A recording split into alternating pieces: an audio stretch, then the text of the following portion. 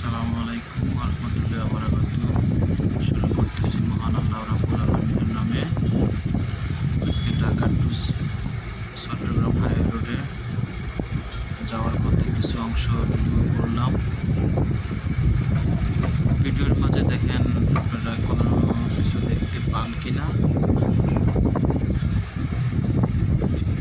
পাইলে কমেন্টে জানাবেন। কিন্তু একটা জিনিস বিশেষ করে আমার চোখে পড়েছে, অনেক উঁচু উঁচু করে আইল্যান্ড, সে আইল্যান্ড মানুষ পার হয়ে পারে আসে। বাট দ্বিতীয়ত প্রচুর পরিমাণ অটোরিকশা পাওয়া গেছে যাদের কোনো ব্যালেন্স, ব্রেক অনেক দুর্বল এবং তাদের ব্যালেন্স খুবই কম, কারণ তারা হাই রোডে উঠলে অ্যাক্সিডেন্টের সম্ভাবনা প্রচুর পরিমাণে থাকে।